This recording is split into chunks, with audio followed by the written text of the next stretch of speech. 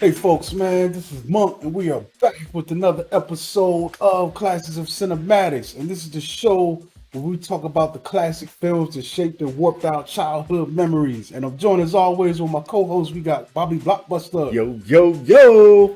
Yeah, folks, we got an interesting film today. Make sure you hit that subscribe button. Today, we're going to be talking about Runaway Train from 1985. This film is directed by Andrei Konchalovsky. And it's interesting because it's a story by Akira Kurosawa, man. He's a OG classic director, Seven Samurai, Rashomon, those type of films. And it's interesting because he fought for years to try to get this film made, and eventually, the story came into the Canon Group, the notorious Canon Group. And low key, now that I think about it, man, the Canon Group, as much as crazy as it was, it might be low-key one of the best studios in the history of filmmaking. So I'm just going to go ahead and say that. Yes. Especially when it comes to this era. But, it's interesting. It was a story that he conceived of. They picked it up and turned it into a film. So the story goes as this. Film is about two escaped convicts and a woman railway worker who find themselves trapped on a speeding train with no brakes and nobody driving. Yeah. So this cast is interesting. So let's get into that real quick. So we've got John Voight and Eric Roberts. They play Manny and Buck, who are our escaped prisoners. We also get Rebecca De Mornay, who plays, the train worker. Edward Bunker, he plays a prisoner. Was friends with John Voight's Manny and Eric Roberts. So we also got Danny Trejo, which this is his first film. John P. Ryan plays the psychotic warden. Yeah, they said it right. They thought it was a crazy warden. We've also got T.K. Carter, Kenneth McMillan, Hank Warden, as well as Kyle T. Hefner, Tiny Zeus Lister. Yep. This is also his very first film. Carmen, Phil P., Norman Alexander. But anyway, man, basically that's the story right there, man. We got these two escaped prisoners, and they end up on this train. It's a runaway train, as the movie implies. It's pretty much four engines hooked together, but the conductor of the train actually is an older gentleman, and he has a heart attack and dies. It like falls off the train as it's pulling into the thing, and but he had the wherewithal to hit the brakes, before his heart attack kicked all the way in. But he ain't stopped the throttle. Yeah. So pretty much burnt the brakes out, and then it's just cruising through. And then as he hits the station, you see my man fall off, and they're like, "Oh, he looks sick. I think something's wrong." Yeah, that's crazy. So let's get into what we like about this film. I'm gonna set it off. One of the things that I like is the opening with the prison stuff, because these guys are inmates, and they do spend a little bit of time, and we actually see the escape and the environment that they're living in. And it's crazy because the guy Manny is supposed to be this super crazy criminal. I guess I feel like he's on death row. Is it or he just has a life sentence? He just has a life sentence. He's just a life. Yeah. And I guess he might have been a murderer, but he's definitely a career criminal, and he's so bad he's escaped 2 times already. The warden has him welded into the cell, into the hole for 3 years, which is outrageous. You know what I'm saying? And I guess he's fought, or his lawyer or representation, determined that this was cruel and unusual, so they decided to put him in a general population. And the warden actually puts a hit out on him, low key, which is interesting. This is where we meet Eric Roberts and all. We get a feel for this prison environment. I really do like the way they depicted that. It does look like a cold place. It is in Alaska, and not just cold temperature wise, but just cold on the level of, this is a cold place to live in, man. Ain't no sympathy in here. They're all serving really hard time. It's rough conditions. There's shankings. There's violence. Eric Roberts is in here boxing too, which is kind of interesting. Yeah, underground boxing. But the thing about, to your point, is it creates a certain tone. Or, this setting, this environment that they give us, even though it was brief, we only get this for, the first maybe 10, 15 minutes of the movie, if that. It feels authentic, even though it's far-fetched. You know what I'm saying? Even though, you cannot compare, movie prison settings to real life, but It feels authentic. it feels authentic, it feels organic, and the way that things are being handled with this with this warden who's like head hunting for this prisoner, and the amount of respect and the level of respect that he has. Soon when he comes out, I mean, he's like a superhero. You know what I'm saying? Yeah. Everybody's rooting for him. It's You know what I interesting. mean? Oh man, yeah, we were talking about that earlier, man. There's almost like a aura built around this guy because he bucks so hard at the system. Yes. It's almost like they find inspiration in him because everyone else seems to be getting with the program. And like I said, man, this is a cold place. Yes. And like the warden, this guy is mean, yo. Like Yes. he's the type that, like, you get out of line, he's gonna throw you in the cell and they're gonna beat you down. They're beating you into submission. And for some reason, Manny hasn't, folded yet. folded. And it's interesting. There's a moment later where they let him out, and then there's a boxing match. That's where we meet Danny Trejo, man, which is he's an interesting guy, man. We'll probably be mentioning him as we go through the course of the show and just numerous films. But this is his first film. He was brought into this film, and it was crazy because he was a guy who had served time and a street guy, and this saved his life, man, in a way, because he was brought on as a consultant for the boxing. He taught Eric Roberts how to look authentic in his boxing match. And like, there's a documentary on him. I forgot the name of that we mentioned on the From the Canopy film show. And but he was talking about the money that he got. He's like, what's this? And it was a check, and he was like, that's all I get. And he's like, nah, you're gonna get that every day that you work on this film. And they had him for a couple weeks to shoot this film, and his eyes lit up. He was like, it was $350 a day. And he said, this is more than I ever made in a robbery. Yeah, he's like, this is what I'm gonna do now from now on. And the thing is that he was brought into this film initially. He was an NA sponsor for one of the other cast members or crew members. And so he was just on set, and then they figured out that he was all right with his hands, and then that's when they then brought him in as a coach to coach Eric Roberts, and then gave him a little bit of screen time. Like when you see him and Eric Roberts are boxing, if you look in his face, he's almost hard to recognize. It's that you can see it, but the what I'm saying? It's that woman that he has tattooed. Yeah, they say he has the most recognizable tattoo ever done.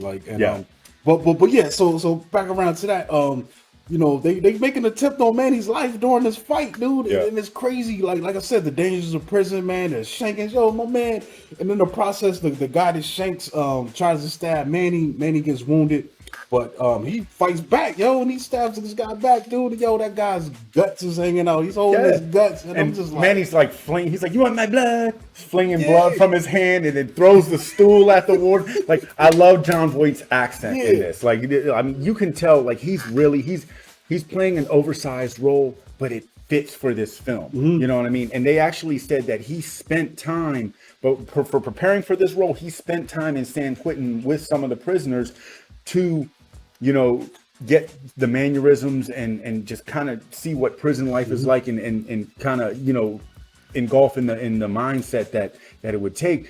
And that's another thing I love about this film is this oversized imagination, this far-fetched story. It's not like I get the feeling that this was a fantasy inspired film. Yes. Like, that's just because of the way Akira Kurosawa makes his films, why would he make this film? But I think he was reaching for bigger themes than just inmates and escaping. It's a metaphor for things. But one of the things I want to point out too is about this character development idea.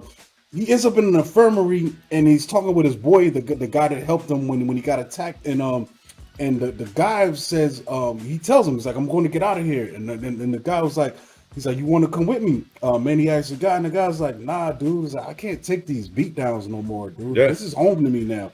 And it gives me an interesting perspective, and you realize that Manny's the type of guy that he's never going to bow down. He's going to die living the way he lives, one way or another, whether he dies on his cell or he dies at the hands of police in the street, Yeah. And what we're also seeing is they give us, a clear-cut understanding of why he's willing to risk it all for his freedom. because he's like you said, he's not going to bow down, and nor is he going to continue to allow himself to be subjected to the kind of things that are happening in this prison. Yeah. You know what I mean? Yeah.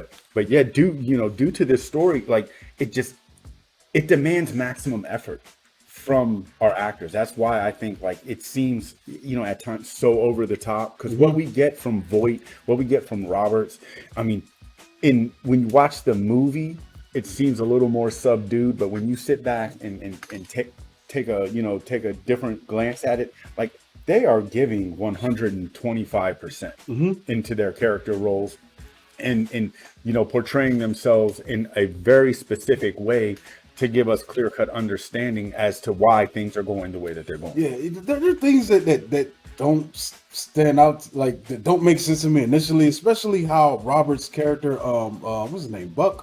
Buck, yeah. Yeah, why Buck is so into this guy, man, but I don't know, like that's one of these things, like we don't even know why they're in prison. I mean, there is a mention of, Manny says, accuses Buck of being a rapist, and then Buck is kind of, you could tell he's damaged because he was like, oh, it was just statutory. It was just, she was 15 and I was like, older. And then if you watch, don't make it no better. But then Manny says, well, that's better. But I can't, like, it's weird the tone he says it. I don't know if he means like, well, that makes it better in a way, and sarcastically, like nah, dude, that ain't making it better, really. Or if he really thinks that that's better, like it's hard for me to read that. Manny's busting his chops the whole time. I mean, because see, the thing of it is like when he asked the older homie, I think his name was Jonah. He asked him if he wanted to rock with him. He told him he was going to escape, because initially when John Voight or Manny first came out, he's like, yo, why do you have Buck around? Like, he seems like he's just a little off and just a little too much of a fanboy. And Jonah tells Manny, he's like, yo, well, I mean, he's a prize fighter, but he also pushes the laundry cart. You know what I'm saying? And then that's how, what I'm saying? And utility. And it's a thing in prison, man. Like if you do have one of these, sometimes they're called trustees in a lot of prison systems. Basically, these are the prisoners that have jobs within the system. Maybe you work laundry, maybe you're in the infirmary, maybe kitchen, but you've got a little bit more privilege than the other inmates, and sometimes you can leverage that to increase your status in there. You know, and see, and the thing is I feel like because Manny is like I said, he was like this like unproclaimed like hero, like everyone looked up to him, and even though Buck had his own recognition for this boxing thing that he was doing, he still you could tell he idolized Manny in such a way, but Manny just constantly beats him down. I mean, when they're Buck is kind of a clown, man. I mean, like when we look at him, he's like, he has his own skills, but he's not even smart enough to take advantage of that to raise his status, because he's such a follower. And like I get the idea of this character, like he's looking for some type of guidance, man. He to me, he's probably going to be one of your best soldiers you could ever find. But he needs directions. He needs orders. He has a ceiling. He needs, and he seems punch drunk when you listen to him talk. Like he doesn't seem like he's all together there. Like one of the parts when I was laughing, like when they're escaping, like Manny's like, what are you doing? Like, I didn't invite you along for this. You know what I'm saying? Like, I don't even know if it's punch drunk. I feel like that's just the way he is. Like, it might even explain why he's in prison, man. I get the idea that statutory rape case wasn't the first thing. He's probably been a lifelong career criminal, just like Manny is. Even though Manny's older, but he's just in a younger stage of that, and he's just not like he's not all there, man. It makes sense. Manny don't have time for the nonsense, and I mean, like when you listen to the gripes, like Manny, when you see him initially jump into that, into the laundry bin, he has a bag, he has gear, things that he knows he's going to need out there in the elements. I mean, even to the point, even to the point when they're putting the grease on and stuff and wrapping themselves, like he knew he needed that. You know what I'm saying? I want to say you showed me that little clip. It was for insulation. Look that up. And you know what? I looked it up again this morning, and apparently that's probably not even going to work that well, because I feel like it's kind of an old wives' tale, or what they call them, one of those remedies. It's like a myth that people think is going to work, but actually it doesn't. So wonder because they're out there in Alaska, and then they end up getting dropped into the water, which is below freezing temperatures, and then you have to foot soldier it across. Well, that's one of the things I found out too, digging deeper. People that swim across the English Channel, it's a thing. Swimmers do this all the time, and they say that's what they used to do back in the day when people would attempt this stunt, this feat. They would insulate themselves with the oil like that, and then over the years, it comes to find out where a lot of people doubt that it actually helped anything or improved, at all. So, but it's just probably one of them things that they heard about to try to help themselves, but yeah, I mean, it's crazy. And then so you see, like Manny, he was ready, he was prepared. At least in movie terms, he was prepared to break out of jail. And then Buck just decided, he was like, you know what, I'm going with him.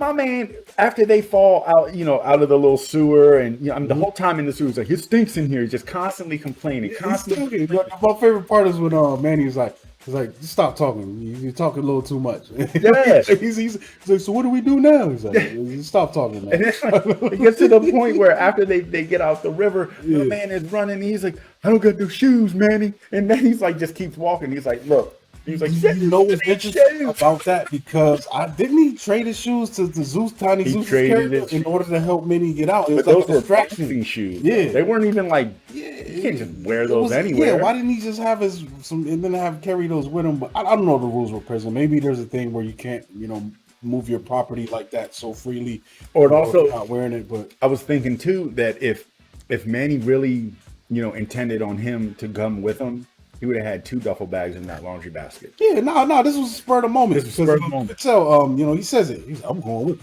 He's behind. He's behind. Where he drops Manny off that. And it shows through the whole movie that this constant belittlement, there was a hierarchy, he didn't respect it, man. Not at all. He was a clown, and it would have been different if he was also the boxer, but the way he comports himself and carries himself, he's not really digging much respect in the system. Maybe people leave him alone inside General Pop because he's good with his hands. He got hands, yeah. But Manny's like, man, you're annoying me, dude. You're a clown. I mean, there was even the point when when he finally gets fed up. He's like, why you keep giving me all this crap, Manny? Why you keep giving me all this crap? And Manny's like, you know what? Yeah, you're a prize fighter. Go ahead, put them hands on me. And he was like, no, I ain't gonna give you a reason to kill me. And he was like, yeah, you better not. Man, he was like, man, it was all flex, man. Yeah, it's wild, man. So one of the aspects that I do like is this whole runaway train scenario, and that leads to other things. Once the train gets going, we get a central command, and that introduces to other characters that are running that, like my man TK Carter. He's working in there. I love TK Carter, man, and Eddie McDonald, he's pretty much the dude that's in charge of that. And there's a couple other characters that are in this room, and they realize that this train is under there's no crew. It's running by itself. Yeah.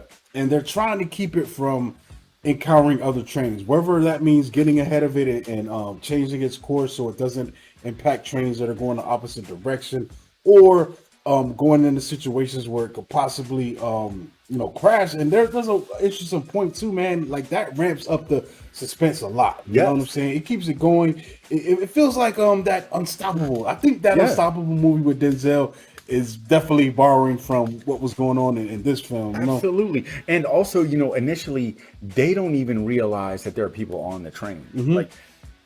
And one thing that I also like is that when we first get this train introduction, I mean, the train it is a character within itself in this movie. It is menacing. There's always a song playing, and I mean the smoke, and it's just it's big. It's big and scary, and then the fact that it can't stop, and it looks impenetrable. It doesn't look like a regular Trevor Jones music. Yes, that thing the score is great.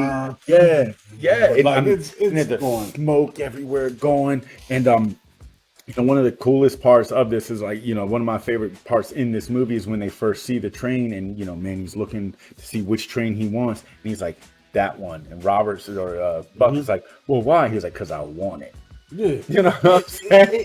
It has a weird it's a train, but somehow, man, this thing kind of feels just later on, the train barely avoids hitting this other train. It actually hits the last car on the Yeah. train, and boom, and then it's got this debris that's stuck on it, and it's still going full throttle. Yeah. And like it reminds me of when you seen Moby Dick in some of the movies where it's got wreckage from ships that he's ran into still stuck on it, and then it's got this really crazy bunch of junk on the face of it, but it's still barreling down. Yeah. And it looks older too, man. It looks like it's older and just like rusty and just this really big, crazy, powerful, unstoppable force, man. But like, it's that's bearing down, man. It's crazy. so cool because that's what creates this tonal shift. Like this starts off as like this prison escape film, and then soon when we get on the train, it is completely something different. You know what I mean? Yeah. And you know, also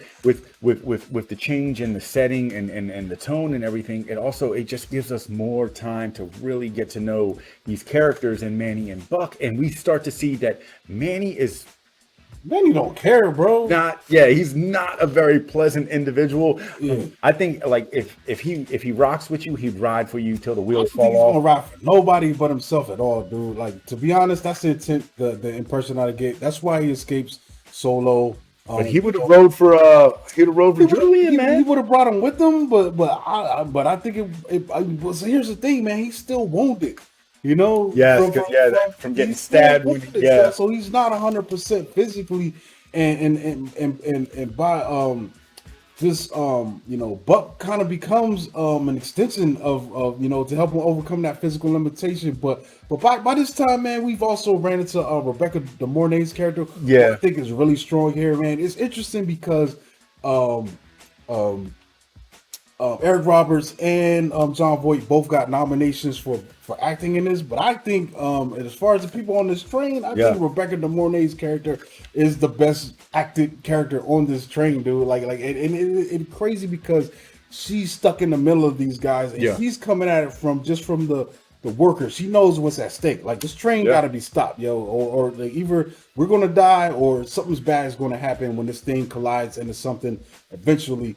And she's working from that frame of mind, and these guys don't trust her. They think she's trying to hit them with the okie doke, and it's like, bro, she's been straight since day one, and she didn't even know. Like, and this is just a testament to how much of a dweeb Buck was, because he sits there and he's like, yeah, man, like starts talking about how they got out of jail, and then when Manny's like, yeah, man, we're escaped convicts, he's like, what'd you tell her? He's like, you already did, genius. What's wrong with you? But, it's funny because for her to be like, a very important character in this film, we don't even get a glimpse of her until almost an hour in the film. She has such a predominant role, and also, well, that's the thing though. Like, soon as this thing starts taking, she's working to try to stop this thing, but she just can't do it by herself. She needs help. Like she's trying to. It should have never even been moving. Like, basically, what's happening? You've got 4 locomotives that are all chained together, and they're all under power, and they're all like, this thing is getting close to like 90 miles an hour. They're saying.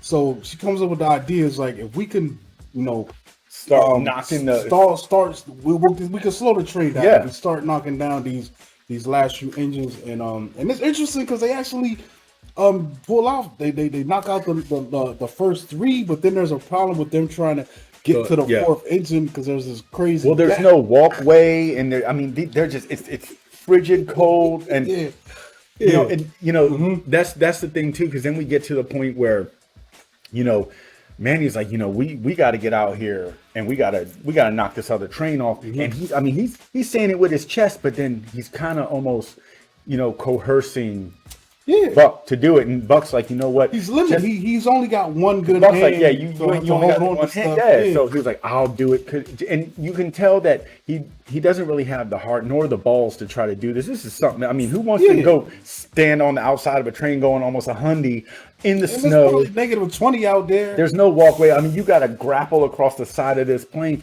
And he was like, and you could tell he was doing it to try to gain Manny's respect at some point, because this was the first time before he goes out there to try to do this. He looks at Manny. He was like, partners. and he puts his hand out, and this is the first time that Manny acknowledges him as some form of partner. Is like there's some kind of. But Manny's manipulated at that All day, because then Roberts, he tries, he can't do it, and then Manny won't let him back in the train. They don't He's even like have gloves on, bro. he's like, nah, you can't come in. And then when DeMornay fights back, let him in. He opens the door, and then he just starts beating the brakes off of Buck, kicking him, stomping him. You need this guy to go back out, and you're just gonna attack him physically. And he's telling him the whole time. He's like, yo, he was like, no, you're gonna get out there. Don't tell me what you can't do. Get out there. I think at that point he's showing his hand at what kind of person he is, and Buck is so deluded. He's still in that frame of like trying to please and win, but it's messed up, man. But that's what happens. And Rebecca, the Mornay's character, steps up for him. But it's it, man. By now though, this is crazy, man. I love this. This is how nuts this movie is. By now the warden is on the way.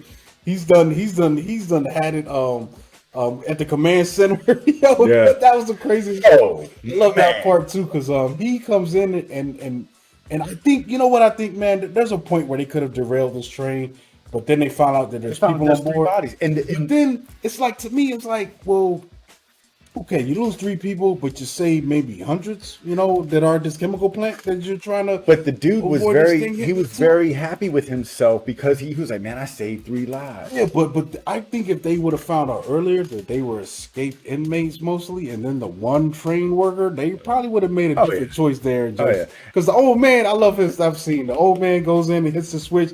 And he's like, yeah, I did it, boss. And they're like, hey, man, there's people on there. So then they send the old man, and the old man's got to pull the switch back at the very last minute so the train can keep going instead of. And that, dude, it's wild because you got the guy, he's feeling so good for saving the 3 lives. And he's like, the warden's like, look, we got to stop this train, blah, blah, blah, blah, blah. And he bucks out. He's like, we got these 3 lives. Blah, blah, blah. If you got a problem with it, F you, woo, woo, woo, woo, woo. And he's like, man, I'm going to go to the bathroom. And then the warden runs up on him in the bathroom and gives him a swirly. Straight bully. You can. That's when you find out that the warden is crazy. And then this is the crazy part to me, where the movie gets a little. This is where I feel like this is a fantasy film. This is sci-fi. Well, not sci-fi, but this is more like fantasy thriller territory. Because then the warden's in a helicopter dangling on the rope ladder after one of his deputies tried to jump on the plane.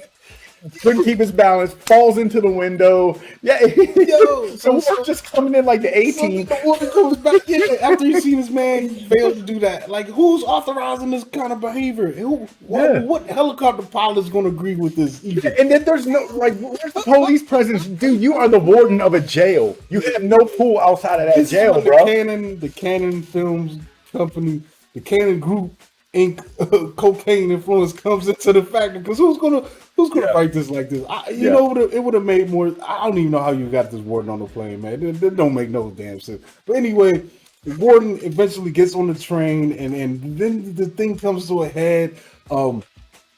What's interesting is the guy who has a bad arm suddenly is the only one able to get onto the to the lead locomotive. But see, I thought that was great though. Watching that scene, he eventually he knows the warden is there in front. So honestly, I think he does that in order to confront the warden. Man, this has been his greatest adversary. It's not really about freedom at this point, and he goes in there, and he wanted him one-on-one. Because but the great scene about it is he's dangling on that first car, and he makes it.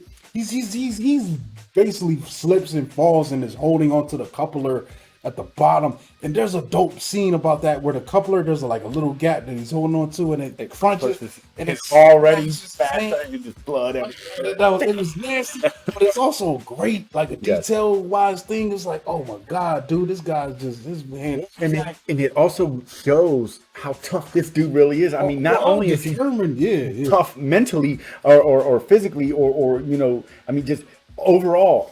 All aspects. I mean, this dude, like you said, determination. He will not stop. Like, he knows now, I'm going to go through whatever I have to go through because I'm going to get the warden. In effect, dude, now that I think about it, he's pretty much the train, yo. The train is kind of him. Metaphorically speaking, yes. Like, he's not going to stop until oblivion.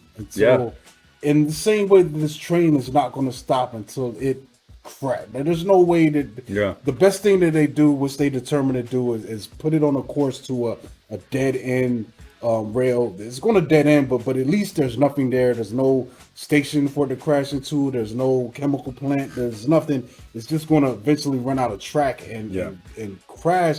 And that seems like to be him as a character as well, you know. And it's awesome, you know, him and the warden kind of have their standoff, and it is great because I forgot what happens, man. He like handcuffs the warden. He chains him, yeah. And then the warden's like, yo, you know, press the button, stop the train.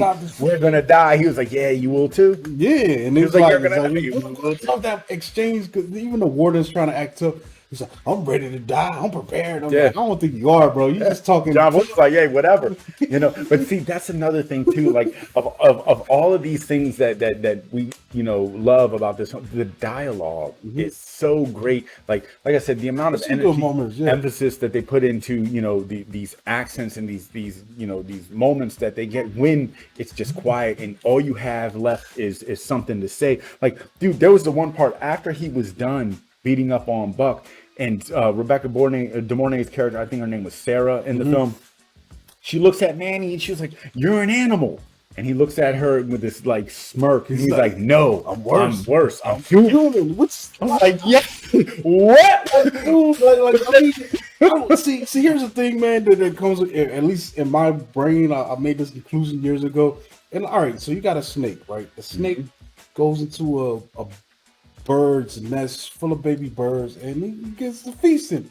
And some people will be like, damn, that's so evil, that's mean. But like in nature, that's not what it is. This snake has to eat, you know, these birds. This is circle of life kind of stuff. And it's not even like the snake doesn't have a choice in that. It's not a moral decision.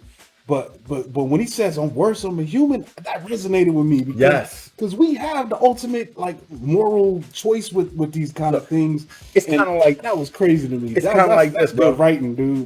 Yeah, exactly. Because the way I see it is like this, right? Like the snake kills all the birds. It's doing natural instinct things. It's eating, you know. But see, humans, you got two kinds, right?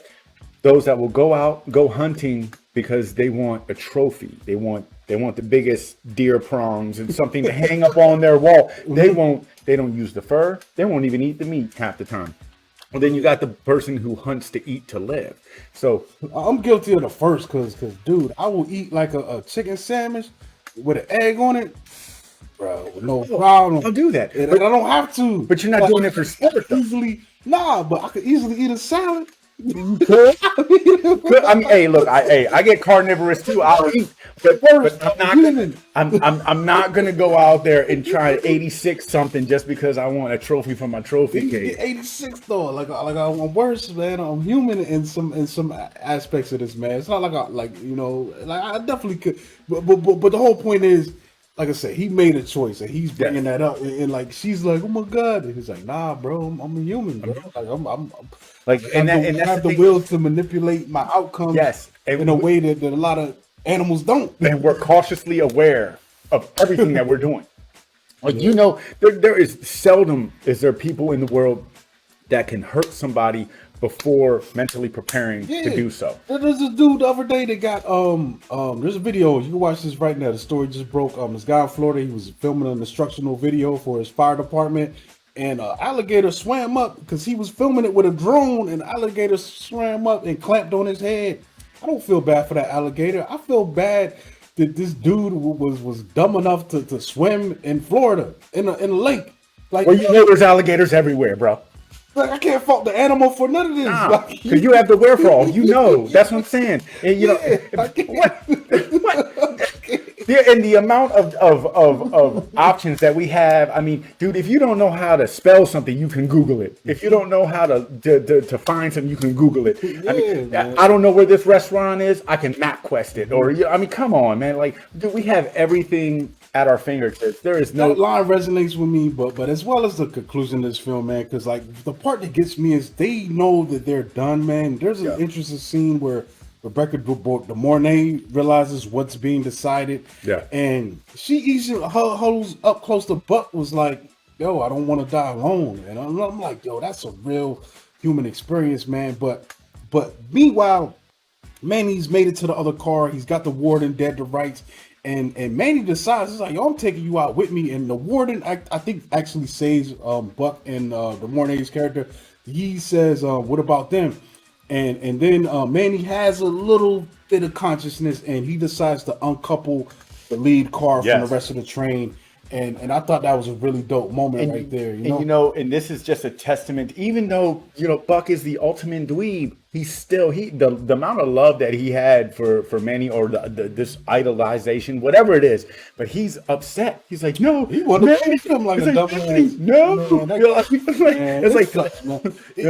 I don't know what, like, in real life, I don't really meet people like Buck. Like, they don't really last so long out here, man, or they get manipulated and they end up, like you said, end up just being somebody's get-wit for the rest of their life. But I mean, as a character, it works for me because it's an interesting thing. You just, the whole time you're watching him, you're just like, damn, dude, my man, like it makes you wonder what his background really was, to the point where he feel like maybe he was the kid that grew up that no one had, no friends. Everyone. I mean, maybe there's a reason why he's so good at boxing. Maybe because he got picked on so much that he had to learn how to fight. Yeah, you know what I'm saying. But this is a testament to Roberts in the acting that he did. And you want to know something crazy? He wasn't the first one for this role. Tom Berenger.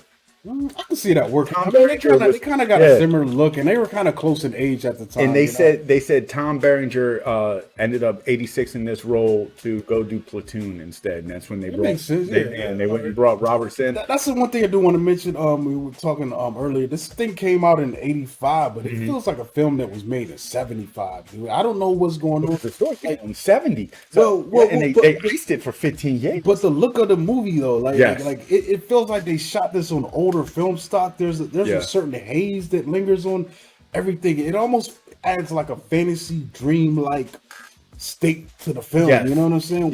When you're watching it, man, like it's crazy, dude. My man's got a gold tooth in the front, man. It's crazy. And he got that when he got out the hole, because when we first see him in the hole, he didn't have his gold tooth. That's nuts, dude. Maybe they just property that they get. Man. And like I said, I mean, I know we spoke about this, but I think that it's just, I mean, this film was just so monumental, and I thought it was really cool that it gave us the introduction to Danny Trejo and Tiny Zeus Lester, who both had very minimal roles, but both would go on in future films playing these tough guy roles and stuff. Each almost, you know what I'm saying? Yes. But I do want to point out, man, like the face decided, man. So Manny uncouples the car, so it's just him and that lone monster looking engine now with the debris in the front. But like I said, it reminds me of like Moby Dick in a way. It was great. It's got one of the best ending shots ever, in my opinion, man. Like where he finally climbs up on top of the train, and he's standing there. He's going against the wind. He's leaning forward. And he's falling over because of the wind resistance. And he's just going and then into the mist. Eventually, the shot stops, and we just see the train just go off, and there's trees. And you know what? Like it's amazing, man. It pretty much ends like that. And there's a quote that pops up. But you know what I would have liked personally, once we got that shot and it disappeared, as those words came up, maybe a few seconds later we just heard like a crash or like a explosion, like boom, like thing hit something. I think it's that not knowing that also kind of just resonates. And the quote was actually it was from Shakespeare, Richard III, and it says, "No beast so fierce, but knows some touch of pity, but I know none. And therefore, I am no beast." I don't even know what that means. Like, I don't either. I don't speak Shakespearean. Because this dude wasn't no beast. He was a man. Like I said, which is worse, man. But at the same time, I knew his motivation, man. Like from the beginning, it's made plain and clear from the beginning of the film. He's never going to stop. He's not going to be content with being captured or living in a way that is civilized, that we know is civilized amongst men, And the thing is that even though as inhumane or as humane as he comes off, you know what I'm saying? It took him, look at from where the film started to where it ends. I mean, he gained a conscience. He actually for a brief second started to care, not about the warden, not about himself, but about the other two lives that he didn't want to pull into the darkness with him, because he was already he was in there. He was swimming. Yeah. He was swimming in his pool of pain. He was swimming in the darkness, and he was already ready to go. But you don't have to pull somebody along with you just because, you know what I'm saying, they're willing to rock. I think in other circumstances, I could definitely see him taking hostages and manipulating them. But at this point,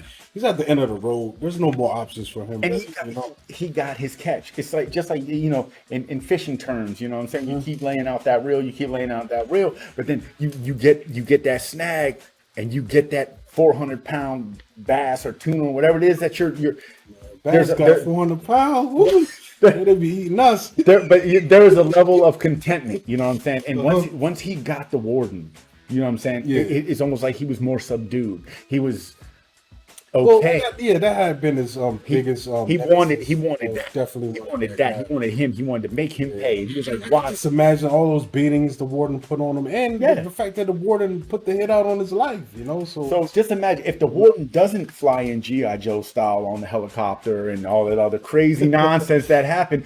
If it was still just the three of them, they all would have rode into oblivion, because he would have never. All right, I get the quote now.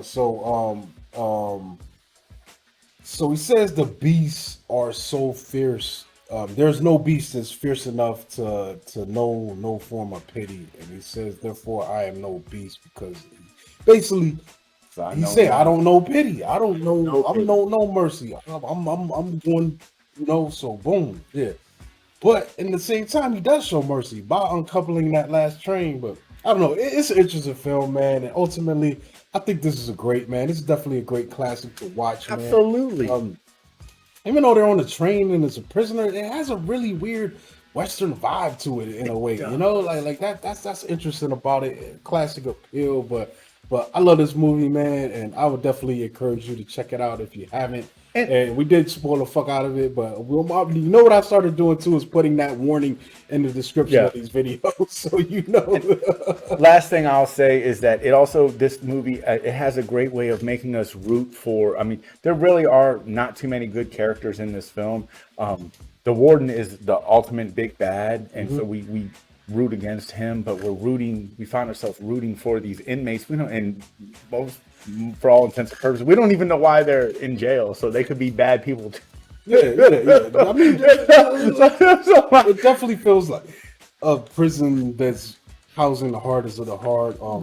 So I mean, but I did enjoy TK Carter. That's my dog. The police station. They were good, and Rebecca D. Moore, you know, the morning her heart was in a good place. But I love the way that they just, you know, they really exemplify the fact that this warden, you know, for whatever his reasons, is the ultimate big bad, and he's supposed to be the one with the most righteous heart, trying to help, you know, correct and gear people towards, you know, I guess understanding their mistakes or where they misstepped in life to help them, you know, get back on a better path. But he's the worst person of everyone, you know what I'm saying? He's worse than Manny, and Manny's, you know, hardcore, but yeah, definitely, man.